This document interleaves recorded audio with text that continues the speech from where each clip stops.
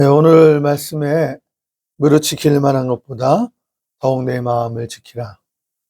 생명의 근원이 이에서 남이니라.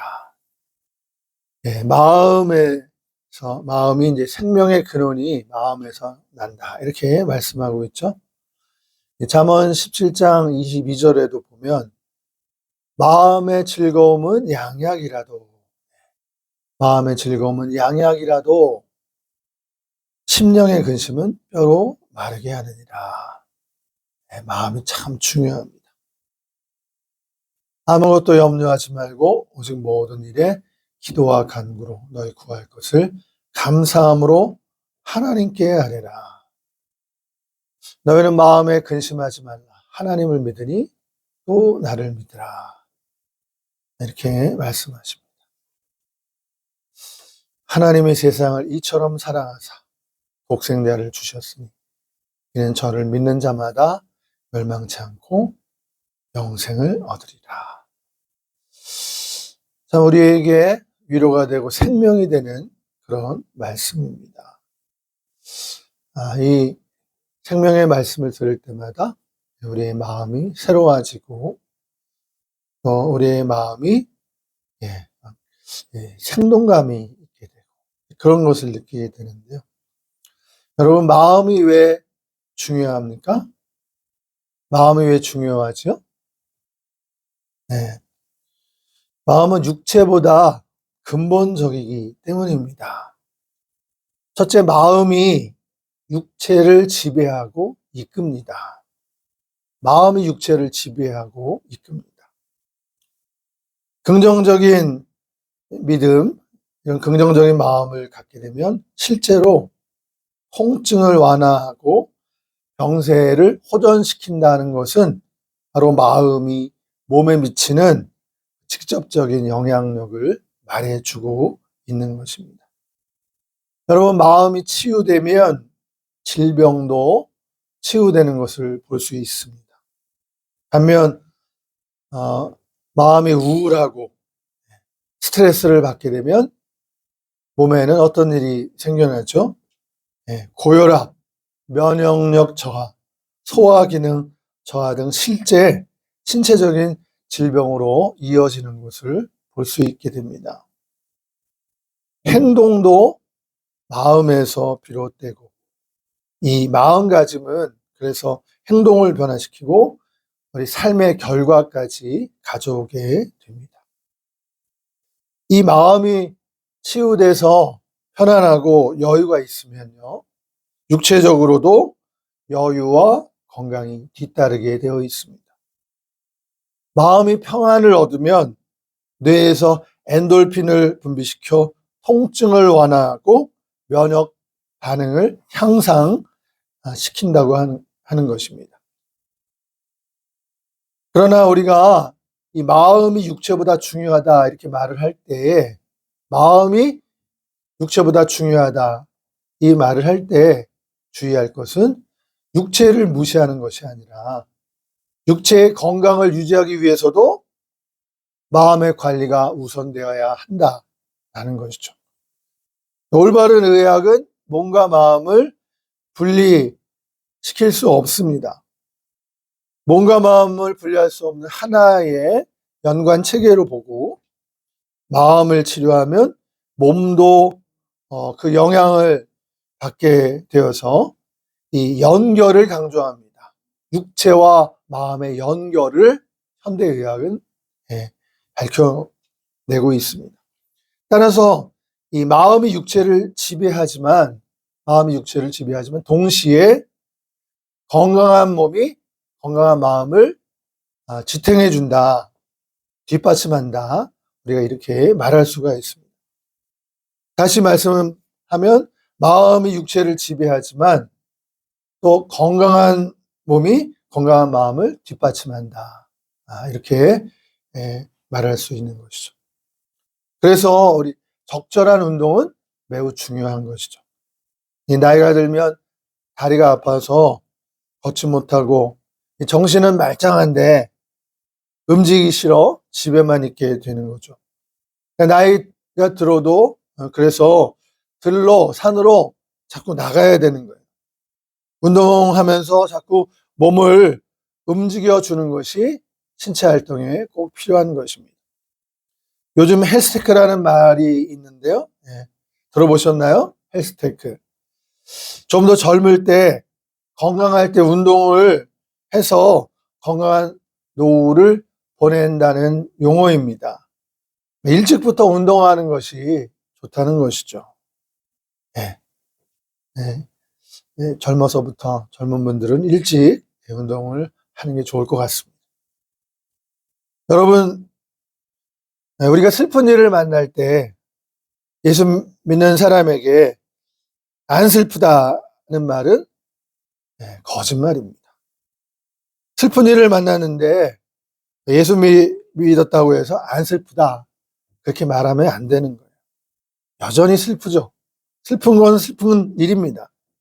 그래서 슬플 때는 많이 울었으면 좋겠습니다. 예수 믿는다고 터부시하고 울면 안 돼가 아니라 많이 꺼내놓고 슬펐던 일, 속상했던 일, 이런 것들을 기억하면서 얘기하는 것, 공동체에서 소그룹 안에서 고백하는 것이 치유에 도움이 됩니다. 우리 마음도 몸처럼 상처를 입을 수 있다는 것이죠. 우리 마음이 몸처럼 상처를 입을 수 있고, 이 상처 입은 마음이 치유되지 않게 될 경우 문제가 생기는 것이에요. 그래서 몸이 반응을 합니다. 마음이 치유되지 않을 때 질병에 걸리기도 하고, 또 이 마음이 치료되지 않을 경우에 어떤 일이 생기나요? 화를 내거나 짜증을 잘 내고, 또 우울증에 걸리기 쉽고 질병들이 나타날 수 있다라는 것입니다. 한 사모님이, 남편 목사님이 하늘나라에 갔는데 주변에서 야, 너는 목사인데, 사모님도 목사였던 것 같아요. 너는 목사인데 천국도 없는 사람처럼 그렇게 슬프게 우냐?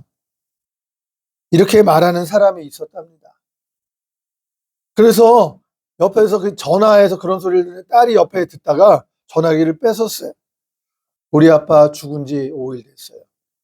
그런 소리 하려면 아예 전화하지 마세요 하고 탁 끊어버린 거예요. 우리 이해가 되죠? 그러니까 어떻게 보면 우리 기독교인들은 천국에 갔으니까 죽어도 슬퍼할 이유가 없다고 하는 거죠.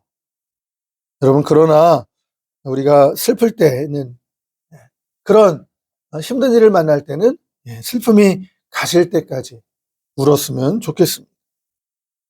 그걸 참는 거는 억압하는 것이에요. 감정을 억압하는 거죠. 한국인들에게는 특히 이런 부분들이 있어요. 죽어서 천국 간다고 예수 믿는 사람 울면 안 되는 거예요? 아닙니다. 운다고 믿음이 없는 게 아니에요. 그래서 특별히 이런 사별한 경우처럼, 이런 경우라면 충분히 울고 충분히 슬퍼한 후에 이런 일이 있은 다음에야 비로소 일상에 복귀할 수가 있는 것입니다. 시간이 걸리겠지만요, 그때까지는 주변에서 기다려주고 도울 수 있을 만큼 옆에서 도와줘야 하는 것입니다. 가까운 사람이 그 역할을 해줘야 돼요. 많이 아플 때 당연히 낫는 것은 좋지만, 그 많이 중병에 걸려 있을 때 낫는 거 좋지요.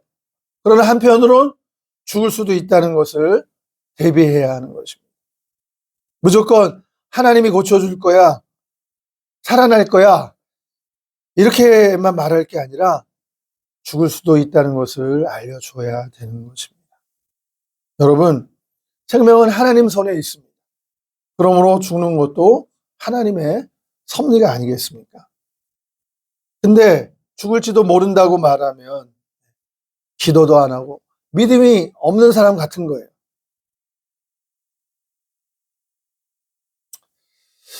그 사모님도 내가 믿음이 없어서 하나님이 안 고쳐주면 어떡할까? 이런 마음에 바둥바둥, 자녀들에게 둘이 있었는데, 아빠가 죽을지도 모른다는 말을 못한 거예요. 그 말을 하면은 자기도 믿음이 없다고 그런 생각이 들까봐. 여러분, 그런데 결과적으로 남편이 죽었습니다. 그러니까 남편이 죽고 난 후에 이런 일이 있었다는 거죠. 왜 말 안 해줬어? 자녀들이 말하는 거야, 엄마한테. 그러니까 아이들로 하여금 아빠를 보낼 준비를 시키지 못한 겁니다. 그러니까 아이들이 원망하는 거예요. 아빠랑 인사도 못했다. 그러면서 이럴 줄 알았다면 이제 둘째 딸이 말하는 거예요. 아빠가 산책하러 나가자고 했을 때 실험을 했는데 그게 떠오르는 거예요. 후회가 들고 죄책감을 갖게 되는 것입니다. 사랑하는 여러분, 죽는 것 자체가 하나님의 섭리 안에 있기 때문에 그것도 대비했어야 했다는 겁니다. 이 사모님이 남편이 죽으면 3천만 원 나오는 적금을 들었대요. 근데 그걸 깼답니다. 왜냐하면 그걸 갖고 있으면 믿음이 없는 것 같아서 그걸 깨야 남편이 살겠다. 이런 잘못된 확신을 가지고 있었던 것인 거죠. 결국 그러나 남편은 죽었습니다. 하늘나라 갔어요. 잘못된 신념으로 그걸 깬 경우라고 말할 수 있습니다. 그러니까 이렇게 원하는 게 있지만 이렇게 안 되는 경우도 생각하는 것이 믿음이 없는 게 아니라는 것을 알아야 된다는 거죠.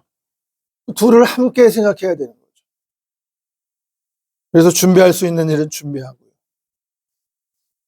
이렇게 하는 게 어렵게 느껴질 수도 있겠지만 그래도 그렇게 해야 하는 것입니다. 아픈데 또 믿음을 앞세운다고 하면서 약 다 버리고 이런 거는 제발 좀 하지 마시기 바랍니다. 성도들한테 약 먹어도 믿음이 없는 게 아니고 무작정 약 안 먹는다고 해서 믿음이 있는 게 아니다. 이런 것을 가르쳐 주어야 하는 것입니다. 여러분, 약도 치료받는 것도 하나님이 허락하신 거예요. 그렇죠? 그러니까 약 먹는다고 치료받는다고 치료받으면 안 된다. 이렇게 말하면 안 되는 거예요. 의학의 영역도 하나님의 영역이 아닙니까? 하나님이 허락하신 거죠. 모든 영역이 하나님 거잖아요. 여러분, 하늘도 하나님 거고 땅도 하나님의 것입니다. 우리가 살고 있는 이 세상, 정치, 경제, 사회, 문화 전반 하나님께서 역사하시고 하나님이 계시잖아요. 안 그렇습니까? 그러니까 저축도 보험도 하면 안 된다. 그렇게 말하지 마세요. 하나님이 우리를 위해서 주신 거고 허락하신 거니까 그런 것 가지고 믿음이 있다 없다 판단하지 말라는 것입니다. 그것은 잘못 믿는 겁니다. 그건 자기 생각이에요. 정말 그렇습니다. 성경의 시편에 보면 하나님을 향한 원망이 쏟아지잖아요.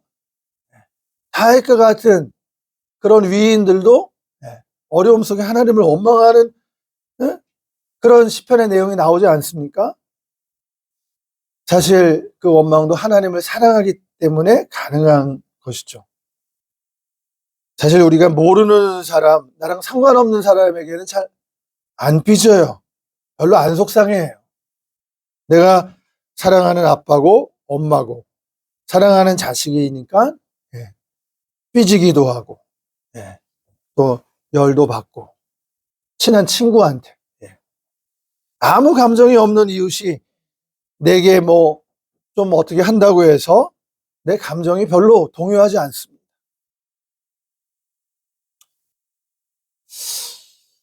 오늘 나는 그 누구보다 하나님을 제일 사랑하고 지금도 하나님께로 돌아가고 싶은데 이 명분을 찾고 있는 것이 바로 오늘 교회 안 나오는 우리 자녀들, 다음 세대들이 아닐까 생각을 하게 됩니다. 슬프면 마음껏 울라고 앞에서 말씀했죠. 우리가 속상해도 좀 삐져도 될 것 같습니다. 우리 교인들은 마치 감정이나 마음 이런 것을 표현하지 않아야 믿음이 좋은 것처럼 그렇게 잘못 교육받았는지도 몰라요. 그러나 그것은 잘못된 것입니다. 그렇게 하면 안 된다 이렇게 생각하는 것은 이것은 억제하는 거예요. 감정과 마음을 좀 억압하는 그런 기제를 사용하는 것입니다. 하나님께 여러분 하나님께 하나님 앞에 서잖아요. 하나님 아버지 앞에 마음껏 삐지기도 하고 원망하고 싶을 때는 그렇게 해도 되는 것입니다. 시편에 있는 대로 하나님께 울분을 쏟아내고 힘든 일이 있을 때 이해되지 않고 이럴 때 하나님께 내 감정을 쏟아낼 수 있는 것, 이게 성경에 보니까 이것을 감정을 쏟아내는 것을 어떻게 표현했냐면 토로한다라고 표현을 했어요. 정말 힘들 때, 견디기 힘들 만큼 힘들 때 토로한다 이렇게 말하고 있어요. 이 감정을 쏟아내는 것이 때때로 필요한 것이에요. 그래야 병이 안 납니다. 하나님 아버지는 이해하시거든요. 우리가 하나님을 잘 몰라서 그래요. 우리 하나님은 그것을 허락하시거든요. 근데 우리가 그 뭔가를 억압하고 그걸 죄고 있어서 그런 겁니다. 근데 하나님은 안 그러세요. 우리 편에서 그러는 거예요. 하나님은 그런 나도 기다려주시고 내 감정조차도 이해해 주시는 분이기 때문에 우리 감정도 하나님이 만드셨어요. 아버지의 그 품에 그냥 안아주십니다. 토닥토닥 해주시는 거예요. 그래서 하나님은 아들 예수님까지 우리를 위해 보내주셨잖아요. 우리와 똑같이 육체를 입으신 예수님은 그렇게 말씀하십니다. 그래, 나도 알아. 나도 네 마음을 알아. 네 아픔을 알아. 네 슬픔을 알아. 내게 다 고하렴. 나도 십자가에서 아픔을 겪었어. 오해받고 슬픔을 겪었어. 나도 아픔을 알아. 네 마음을 알아. 이해해. 이렇게 말씀하십니다. 나한테 다 말하고 쏟아내렴. 그렇게 하십니다. 여러분, 하나님 아버지도 그래, 네 마음이 아프냐? 네 남편이 죽어서? 네 아들이 먼저 가서 슬프냐? 나도 내 아들을 죽게 해서 아프다. 하나님 말씀하세요. 이제야 네가 내 마음을 알게 되었구나 라고 말하십니다. 여러분, 블룸하르트라는 신학자는 이런 말을 했는데 육체적 질병이 치유되는 것보다 더 중요한 것은 영적인 관계가 회복되는 것이다 라고 했습니다. 여러분, 우리가 육체적인 질병을 가지고 있어도 하나님과 친밀한 관계를 회복하는 것이 훨씬 더 중요하다는 것이 관계가 중요한 것입니다. 그러므로 사별한 후에 배우자를 위해서 슬퍼하고 우는 것은 마땅한 일인 것입니다. 마음껏 울고 보내야죠. 충분히 슬퍼한 후에라야 일상으로 돌아와 힘을 내서 살 수가 있는 것입니다. 그러니까 빨리 힘내. 하나님이 계신데 왜 울어? 이딴 말을 하지 마시길 바랍니다. 슬플 때 마음껏 울고 아플 때 마음껏 삐져도 된다.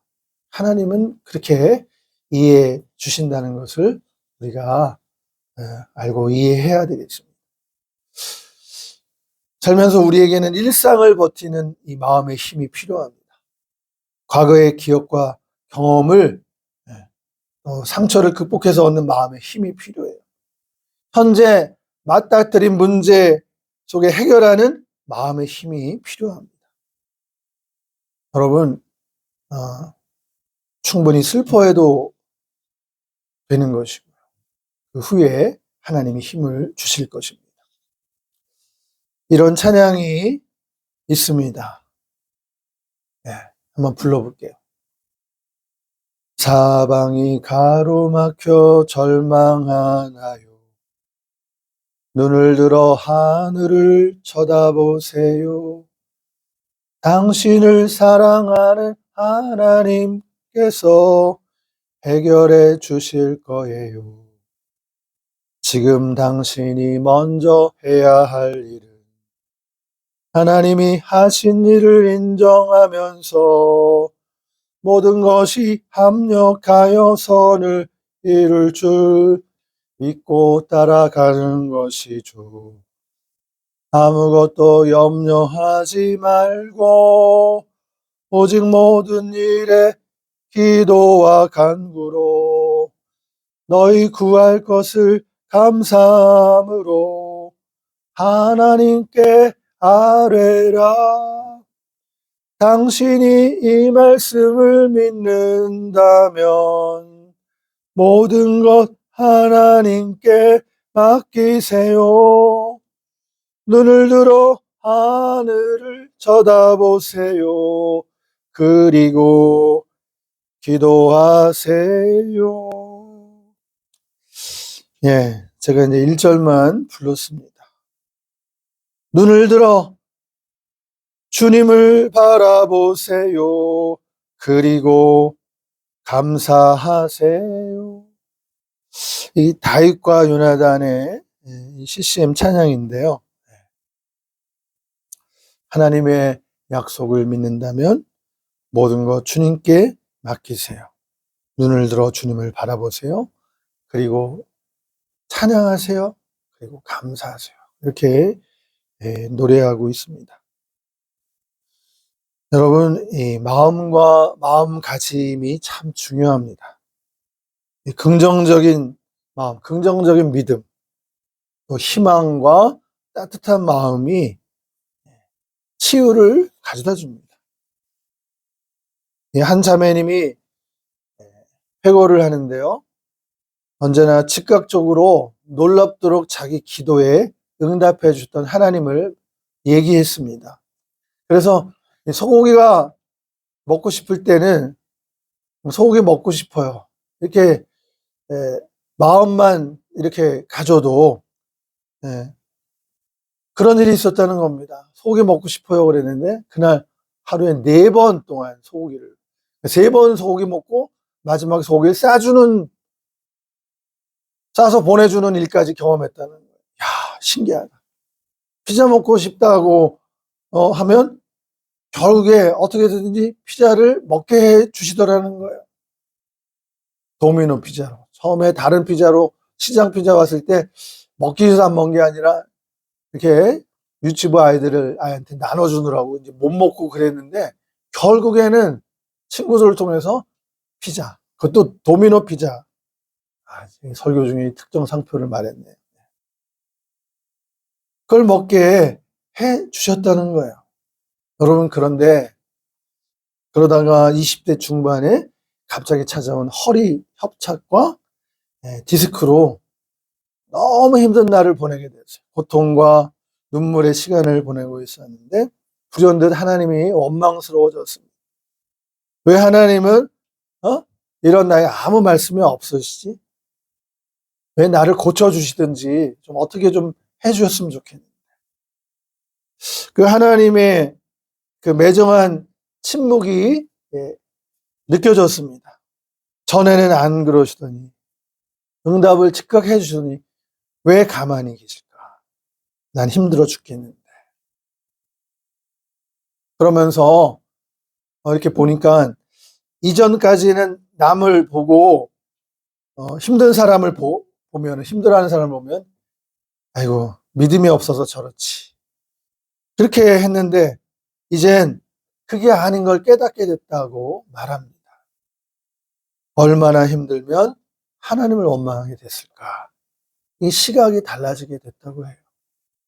이해가 된다고 합니다. 아무튼 너무 아파서 30대 전에 죽고 싶다고 빨리 데려가라고 때를 쓰고 있었는데 어느 날 금요 심야 기도에 이제 가게 됐어요. 그날도 고생 끝에 버스를 타고 내려서 그냥 간신히 교회를 가면서 하나님께 그렇게 말합니다. 하나님, 오늘이 이번이 마지막입니다. 저를 데려가시든지 아니면 그 이유를 좀 설명해 주시든지 30세에 죽게 하시든지 결판을 좀 내주세요. 작정을 이렇게 했는데요. 그날 금요 철야 그 설교 말씀을 목사님을 통해서 듣는데 요셉에 대한 설교를 하시더래요. 근데 요셉이 감옥에 가고 형제들에게 이제 배신을 받고 그런 일들. 그래서 그 억울함을 당한 그 일들, 옥에 갇힌 일, 이런 이야기를 통해서 요셉의 고난의 여정을 듣는데 그 목사님이 이 모든 것이 다 하나님의 섭리고 요셉을 위한 선함이 아니겠느냐. 이렇게 결론을 내리면서 마지막으로 예레미야 29장 11절 말씀을 이렇게 주셨다고 합니다. 예레미야 29장 11절 말씀이 뭐예요? 너희를 향한 나의 생각은 내가 안 하니 평안이요 재앙이 아니니라. 너희에게 미래와 희망을 주는 것이니라. 이 말씀을 하는데 그때 그녀에게 있었던 정말 이따만한 그 덩어리 같은 그것이 이렇게 느껴졌었는데 이게 뻥 뚫리는 그런 느낌을 받으면서 내 모든 아픔에 응답해 주시지 않고 침묵하셨던 이 모든 시간들이 내게 더 나은 평안을 주시기 위해 더 나은 미래와 희망을 주시기 위한 것이었구나 깨닫게 되었다는 것입니다. 하나님께서 이런 마음을 주셨다고 했어요. 내가 너 아파하는 모습을 보는 내 심정은 어떠하겠냐. 너 아파하는 모습을 보는 내 심정은 아파하는 너보다 더 아프다. 내가 너를 고칠 수도 있는데 그런 능력을 가지고 있는데 그걸 사용하지 않고 너를 아프게 내버려 둬야 하는 내 마음은 너보다 더 아프다. 이루 말할 수 없이 아프다. 그러나 그럼에도 불구하고 이것이 더 선한 거니까 너를 위해서 더 좋은 거니까 이렇게 할 수밖에 없어. 이런 마음을 주시더라는 거예요. 여러분 하나님의 마음이 이해가 되니까 이 자매님 울음이 쏟아졌어요. 그리고 다 토해낸 거죠. 그동안에 눌렸던 것, 원망스러웠던 그 마음들이 다 토해내면서 풀어지게 된 거예요. 몸은 여전히 아프지만 그래도 증세가 좀 나아지고 있고 무엇보다도 이 분노가 사라지고 원망이 사라지게 되고 여러분 하나님의 뜻이 이해가 되니까 이제 마음에 평안이 찾아왔다고 고백합니다. 마음이 편해지게 되었다고 말합니다. 고통은 남아있어도 여전히 고통이 남아있어도 마음은 편하고 있는 그대로 현실을 드리게 되는 한 계기가 되었다고 이렇게 고백합니다. 여러분, 그러므로 우리가 예수님을 신앙생활을 할 때 고생 끝 행복 시작. 근데 이걸 100%로 그렇게 말하면 안 돼요. 예수 믿으면 고생 끝 행복 시작. 100%가 아니라 여러분 고생 중에도 행복이 있고 행복하더라도 아픔은 있지라고 생각하면서 감사하며 사시길 바랍니다. 축원합니다. 네, 그게 맞습니다. 여러분께 하나님의 은혜가 함께하기를 축원드립니다. 기도하겠습니다.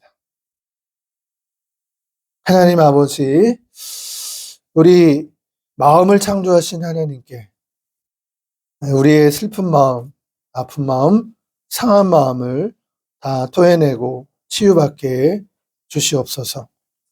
하나님의 치유와 우리 주님의 평안을 누리게 주시옵소서. 예수님의 이름으로 기도드리옵나이다. 아멘.